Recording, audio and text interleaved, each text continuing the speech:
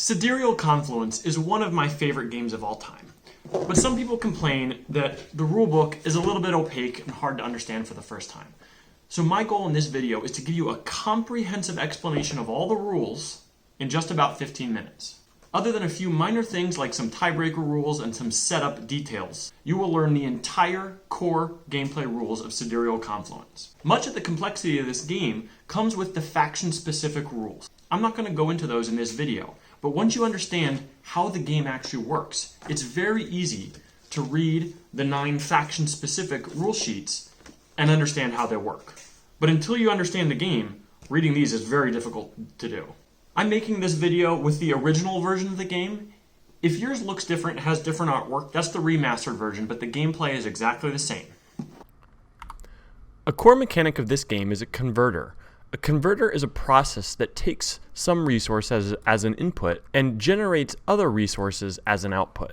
Players run these converters during a turn phase called the economy phase. In this case, the converter is shown on a technology card. A technology card is laid horizontally in your play area in front of you, and you own it. The name of the technology is listed up here, and the converter that it provides you is in the center of the card. When you run a converter, take resources from your own personal supply and set it on the left side of the converter.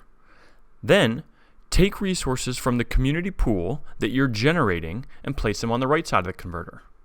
Now, you must consume the input on the left side, so those go back to the bank, but you get to keep the output. Throughout all phases of the turns in this game, all players act simultaneously.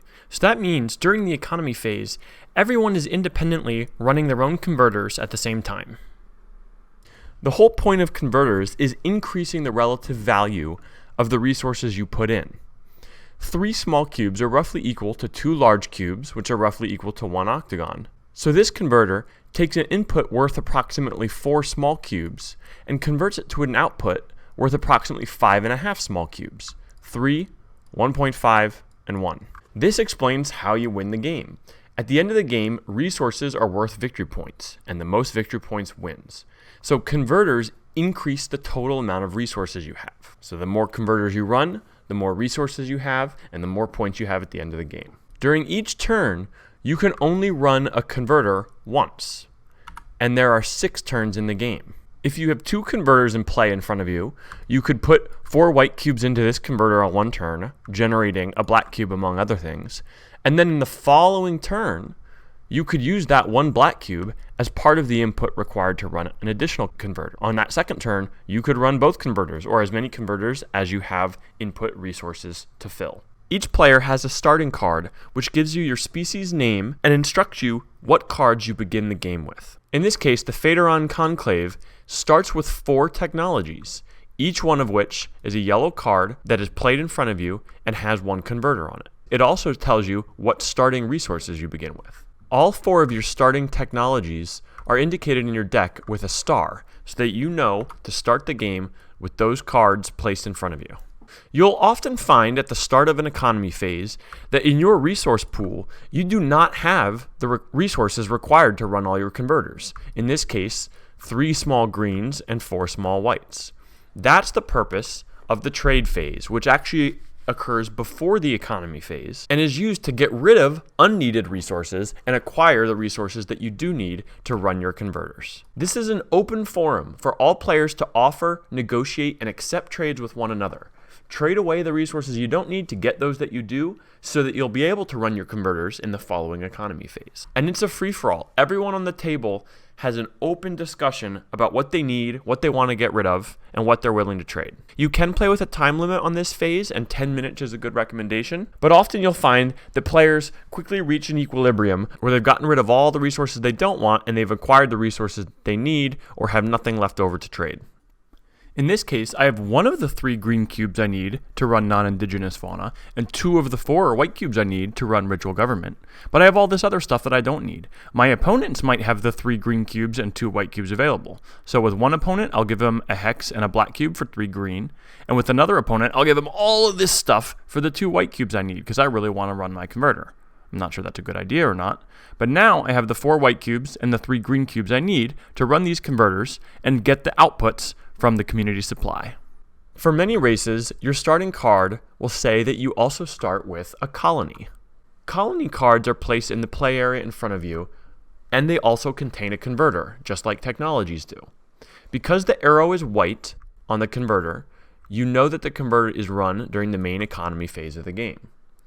In many cases, colonies have converters with no inputs. That means you get to generate the output for free without putting any resources into the converter. Like all converters, they can only be run once per turn. Technologies and colonies are the primary way you get richer, taking in cheap resources and putting out more resources or more expensive resources, or creating them from scratch. You may also start with a research team. A research team is a purple card that when you own is laid out in front of you and also contains a converter. However, research teams don't directly produce resources. This research team takes in either 6 brown small cubes or 4 blue large cubes and creates points, plus it invents a new technology. Victory points are represented by these chips. You may keep any victory points you've acquired secret behind your player screen. You should think of the name of the technology on the bottom of your research team as part of the output. Imagine it's over here. When you run this converter, you create one static value of points, a variable amount of points, which I'll explain later, as well as inventing the technology. Remember those 4 starting technologies you have? Well, you have a deck of uninvented technologies as well. And when you run this research team converter, in addition to getting the points, you may search your deck for the technology which matches the name, genetic engineering, on the bottom of your research team. This area on the card gives you a hint of what the technology genetic engineering will do. It will take in 3 green small cubes and output 2 large cubes of some color and 1 small cube of some color. You'll notice that the converter on the research team is purple.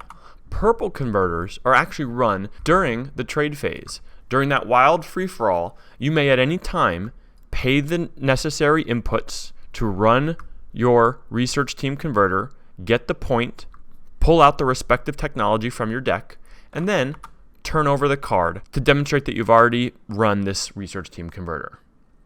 Research team converters are only run once. Once they're run, you turn them over and they won't be run again. One additional way to improve your economy is to upgrade your colonies or your technologies.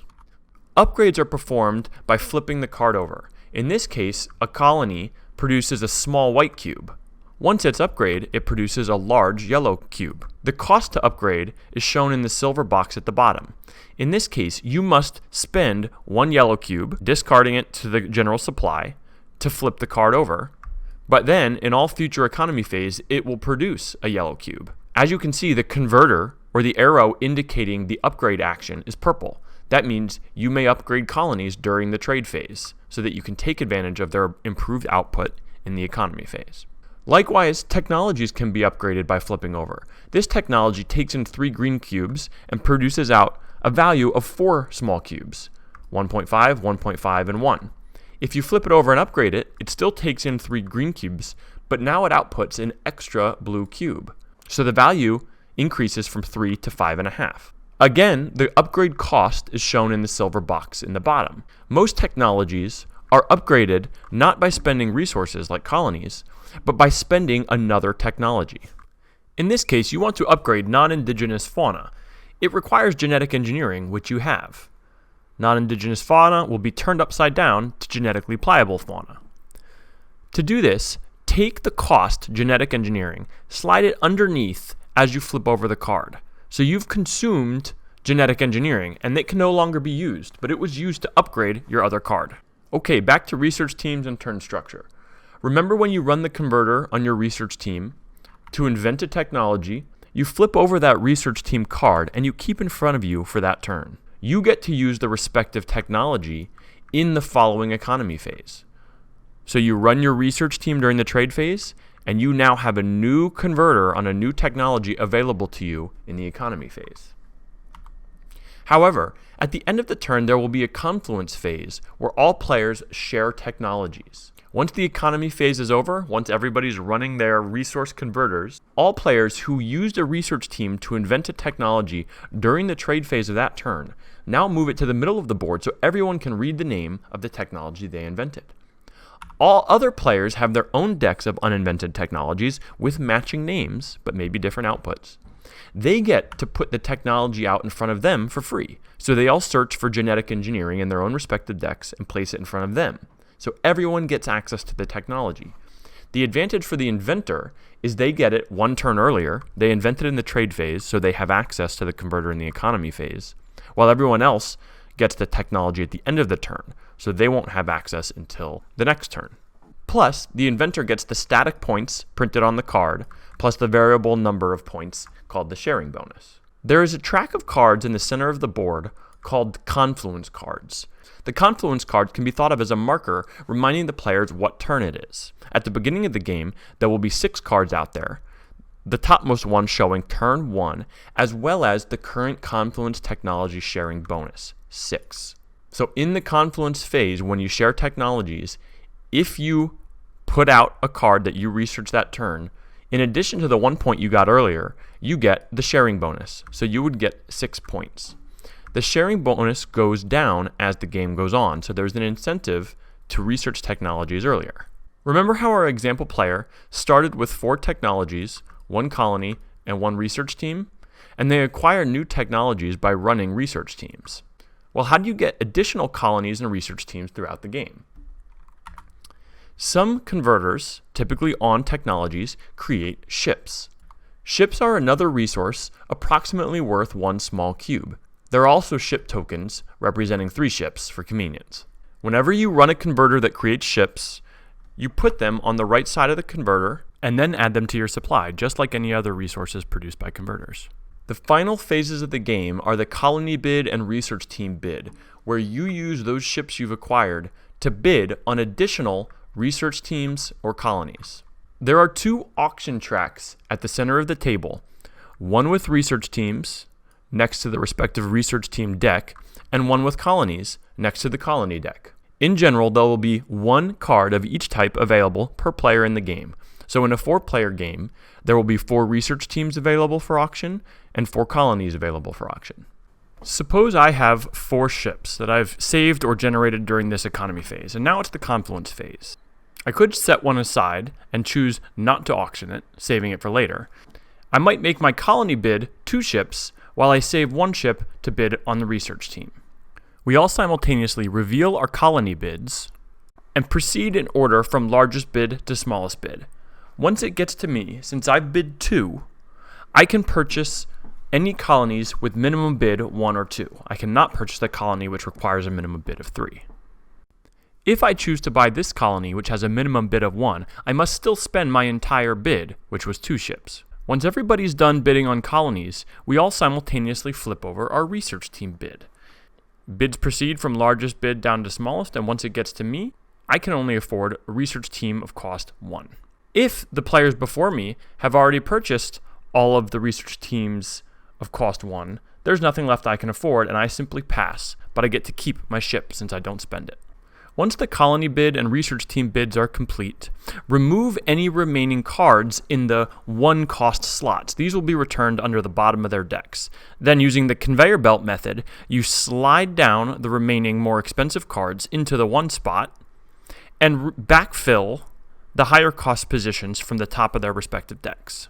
At the end of the confluence phase, flip over the turn 1 confluence card and set it in its own pile. In fact, you can set it on top of any research technologies.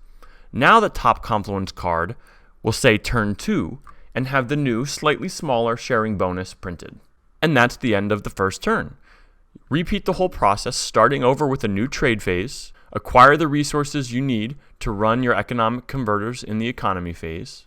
Then, each player who invented a technology earlier in that turn shares it with everyone else, acquires the sharing bonus, and then finally, use your ships to bid on the colonies and research teams in the center of the board.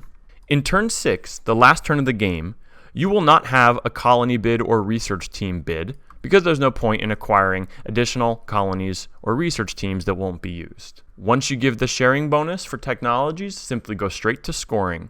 And there's a guide in the book that explains the relative values of all the resources and how they convert to victory points. During the game, you can consider this the approximate fair trade value of each type of resource, where 1 octagon is worth 1 point, 2 large cubes is worth 1 point, 3 small cubes is worth 1 point. But at the end of the game, you'll find that the book says that points are now twice as valuable, or rather resources are only half as valuable. This is an incentive in the last turn of the game. Instead of creating more resources, actually convert those resources directly into points by running research teams or other converters that create points. And this relative value is always approximate. Supply and demand in the game can significantly shift the balance. If multiple players are producing small green cubes and very few players are producing small brown cubes might be more valuable. During the trade phase, more than just your resources and ships are tradable. In fact, you can trade research teams, colonies, and temporarily loan your own technologies. Technologies which have your race background color are loaned for 1 turn, and they automatically return to you at the trade phase of the next turn. Colonies and research teams can be bought or included in trades with other players. Trades can be quite complicated. There can be 3-member trades, trades which include a promise for future action, trades with interest payments in the future, and all trades and promises are binding or enforced in this game. You can't cheat somebody out by saying you'll give them something in the future and not. The game requires you to hold up to your previous promises. On the back of your starting card, you will have a number called your colony support number. This is the maximum number of colonies your race can support when going into the economy phase. Let's suppose on turn 3 of the game, you have 4 colonies. You get to take advantage of their converters, generating you resources in the economy phase. And then in the confluence phase of that turn, you decide to purchase a 5th colony. You are allowed to do so, and when the next turn starts, you are allowed to hold that 5th colony during the trade phase, but you'd be best suited trading or selling it away during the trade phase, because at the beginning of the economy phase, you check every player's current colony counts against their colony support. If they have too many colonies, they must return it to the bottom of the colony deck. Some converters create a special type of resource with this white gift hand. When you create these resources, instead of putting them into your general pool of resources, put them on your card in the special spot marked donations. These resources are just as valuable to the other players in the game as regular resources. However, you cannot use them yourself. You must give them or trade them away during the next trade phase. You cannot use them yourself. So they're slightly less valuable for you, but just as valuable to all the other players in the game. And you can take advantage of that value by requiring something good in return. The different symbols on the cards in your technology deck just distinguish the starting cards, which are marked with a star, from the technology deck, which you must acquire by research. You may always search through your deck of technologies. It's never shuffled and doesn't need to be turned upside down. You can simply search through it, look through it at any time, and pull the appropriate card once you research that technology with a research team. Some special cards, usually race-specific cards, may require a colony as an input to a converter. In this case, you need 3 small cubes, plus you must consume a colony, which you place under the colony deck to use it up. That allows you to bring this special relic card into play. The true elegance of this game comes from the faction-specific rules, which we didn't cover here. But once you know the base game rules, you can learn those pretty quickly. This is an incredibly well-balanced and nuanced game with awesome mechanics that'll take a lifetime to master.